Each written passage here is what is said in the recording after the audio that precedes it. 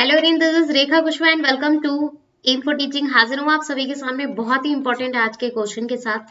और ये क्वेश्चन मेरे सामने कम से कम 50 से 60 बार अब तक आ चुका है कि मैम ये बता दीजिए कि हम ओएमआर शीट को कैसे फिल करें और कौन कौन सी बातों का ध्यान रखना है हमें ओएमआर शीट को फिल करते टाइम। तो जैसा कि आप लोगों को पता ही है, 31 जनवरी को आप लोगों का एग्जाम है सीटेट का, पेपर 1 एंड पेपर 2। और होप सो आप लोगों ने एडमिट कार्ड डाउनलोड कर लिए होंगे, सारी चीजें आप लोगों को पता चल गई होंगी।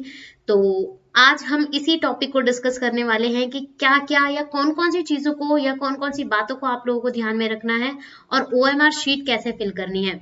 सबसे ज्यादा इंपॉर्टेंट ये क्लास उन कैंडिडेट्स के लिए रहेगी जो एक तरीके से फ्रेशर्स हैं और फर्स्ट टाइम सीटेट का एग्जाम देंगे, उन सभी के लिए।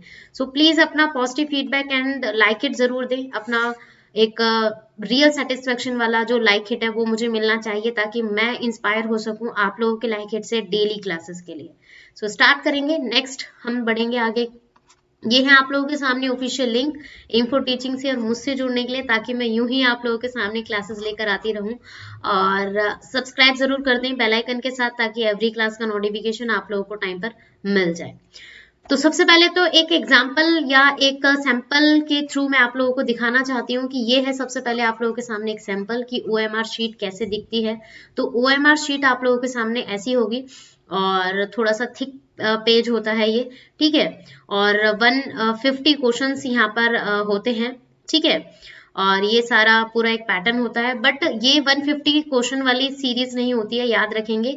हालांकि हमें ओनली 150 क्वेश्चंस करने होते हैं, बट लैंग्वेज 1 एंड लैंग्वेज 2 में हमें कुछ एक्स्ट्रा मार्क दिए हो रखे होते हैं। बट ओनली आप लोगों को 150 टिक करने होते हैं, 150 क्वेश्चंस जो आप लोगों ने सिलेक्ट किया होता है लैंग्वेज 1 एंड लैंग्वेज 2 के अनुसार, ठीक है। तो ये एक सैंपल है।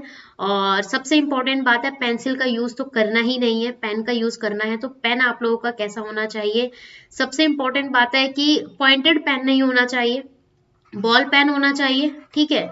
और शार्प निब वाला पेन नहीं होना चाहिए। एक ऐसा पेन ले जाएं आप लोग जो थोड़ा सा थिक हो, थोड़ा सा मतलब उसकी जो निब है वो एक तरीके से थिक हो, इतनी भी थिक ना हो कि इंक फ्लो करे। नॉर्मल पेन होना चाहिए कि आप लोग जब सर्कल फिल करें तो आसानी से वो जल्दी फिल हो जाए, आसानी से फिल हो जाए, ठीक है। ऐसी होनी चाहिए। और पॉइंटेड पेन से क्या होगा कि मतलब पेज फटने का डर रहता है और कई बार होल भी हो जाता है, तो ये चीज नहीं करनी है उसके अंदर, ठीक है। तो मतलब पेन आप लोगों को ध्यान रखना है, पॉइंटेड पेन नहीं ले जाना है, ध्यान रखेंगे इस बात के लिए। और ये आप लोगों के सामने ओएमआर शीट का पूरा एक सैंपल है। ये आप लोगों के सामने शीट रहती है। एक शीट अगर आप लोगों की खराब हो गई तो दोबारा इशू नहीं की जाती है, इस बात का भी ध्यान रखेंगे। पेन आप लोगों का ब्लैक या मतलब बॉल पेन तो होना ही चाहिए, ब्लैक या ब्लू पेन, दोनों में से कोई एक हो सकता है आप लोगों के पास, ठीक है। यहाँ पर जो डिटेल्स होती हैं, जो रोल नंबर वगैरह होता है, ये भी आप लोग को पेन से ही फिल करना होता है, तो उस बात को भी आप लोग ध्यान में रखेंगे। अब आगे बढ़ते हैं कि कौन कौन सी बातें आप लोगों को ध्यान में रखनी है।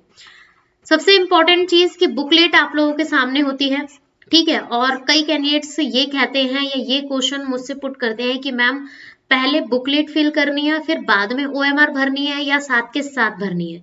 तो मैं आप लोगों को एक सबसे इंपॉर्टेंट बात अगर मैं बताऊंगी तो आप लोगों को ये चीज याद में रखनी है।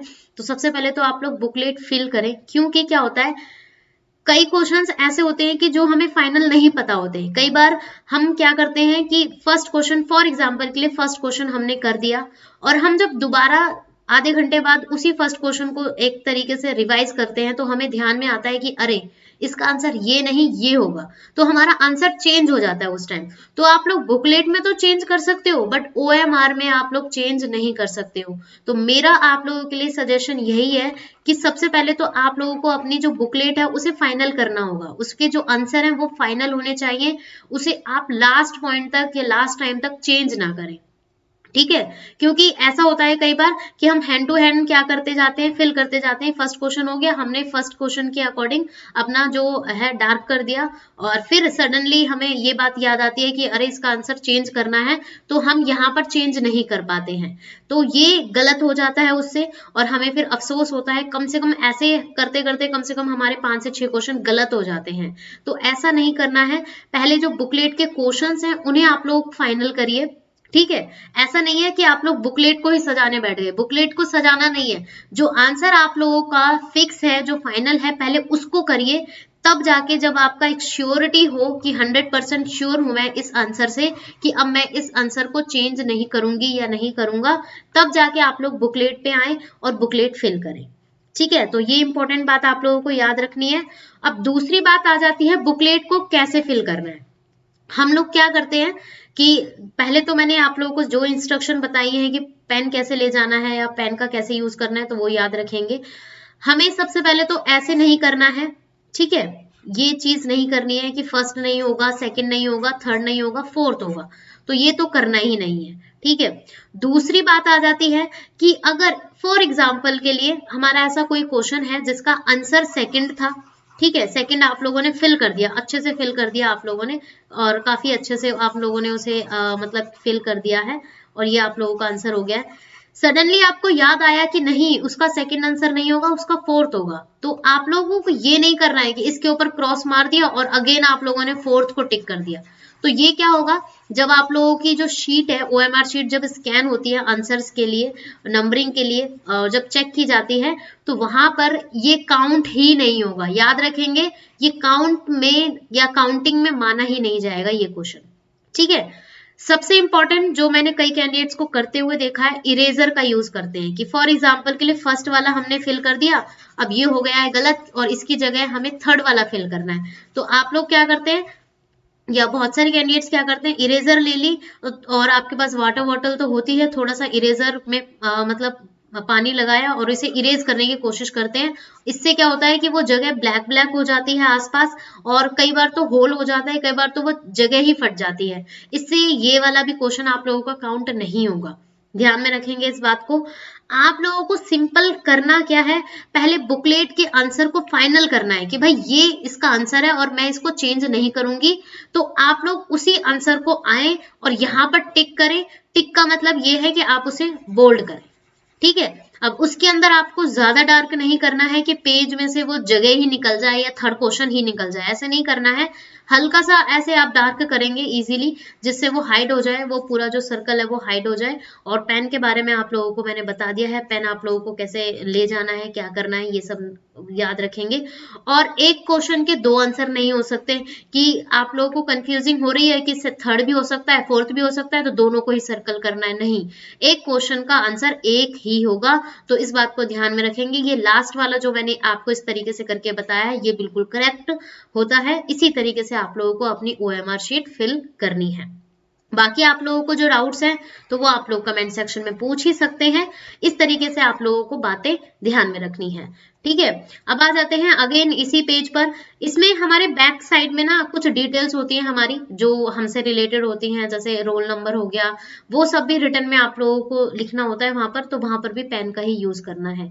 तो ध्यान रखें, पेन ऐसा होना चाहिए, सबसे पहले तो जेल पेन का यूज नहीं करना है, इंक फ्लो हो जाती है तो गलत हो जाते हैं, और बॉल पेन का ही यूज करना है। दूसरी इंपॉर्टेंट बात कि ओवर राइटिंग का ध्यान रखें, ओवर राइटिंग ना हो, और एक एक चीज को बिल्कुल हड़बड़ी में नहीं करना है।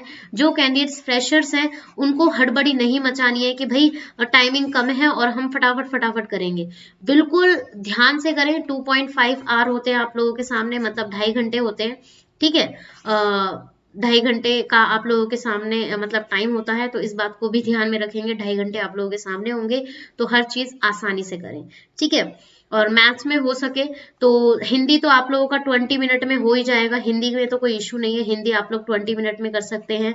25 मिनट में आप लोगों की सीडीपी हो जाएगी। ठीक है, एचपी यानी कि हिंदी हो गई, सीडीपी आप लोग के 25 में हो गई। इंग्लिश में भी आप लोग 20 मिनट दे सकते हैं, मतलब सारे क्वेश्चन नहीं करने हैं, जो क्वेश्चन डाउटफुल में उनको छोड़ सकते हैं आप लोग। ठीक है, ईवीएस आप लोग आसानी से, ईवीएस ज्यादा इतना टफ नहीं आता है, तो ईवीएस में भी आप लोग आसानी से 25 मिनट में देकर आप लोग कर सकते हैं। अब जो इनमें से जो दो दो 3-3 मिनट बचे हैं ना, उसमें आप लोग मैथ्स का यूज कर सकते हैं, मैथ्स के जो न्यूमेरिकल्स हैं वो आप लोग फॉलो कर सकते हैं। मैथ्स में बेशक आप 30 से 35 मिनट दे दे, कोई इशू नहीं है, बट वो 30 से 35 मिनट इनमें से बचे हुए होने चाहिए। और मैं आप लोगों को अगर एडवाइस दूं तो हमेशा याद रखिएगा कि सबसे पहले सीडीपी को करिएगा, फिर हिंदी को करिएगा, फिर ईवीएस को करिएगा, और फिर लास्ट में आप लोगों का 4th नंबर पर इंग्लिश को कीजिएगा, फिर लास्ट में मैथ्स को कीजिएगा। तो नंबरिंग में आप लोगों को बता दूं, नंबर 1 पर सीडीपी, सेकंड नंबर पर हिंदी, थर्ड नंबर पर आप लोगों की ईवीएस आ जाएगी, ये सीक्वेंस बना के करेंगे तो हमेशा आप लोगों का पेपर टाइम पर हो जाएगा, सी टेट का या अदर टेट का भी। तो इस बात को भी ध्यान में रखें और टाइमिंग का थोड़ा सा मैनेज करके चले कि हमें इतना टाइम इसको देना है। ये नहीं हो कि आप लोगों ने सीडीपी के लिए ही 40-50 मिनट दे दिए, तो इतना नहीं कर रहे हैं। तो होप सो आप लोगों को क्लियर हो गई होंगे आप लोगों के डाउट्स एंड जितने भी क्वेश्चंस थे। So please give your like feedback and support, ताकि मैं यूं ही क्लासेस लेकर आती रहूं। और थैंक्स फॉर वॉचिंग, मिलते हैं नेक्स्ट क्लास में, नेक्स्ट सीरीज में। हाँ, कीप लर्निंग केवीएस की सीरीज मुझे ऐसे ही जारी रखनी है, बट आप लोगों का पॉजिटिव सपोर्ट नहीं मिल पा रहा है प्रॉपर तरीके से। शेयर जरूर करें इन क्लासेस को, ताकि हर कोई यहाँ पर जुड़ सके और ऐसे ही क्लासेस ले सके। So keep learning, thanks for watching.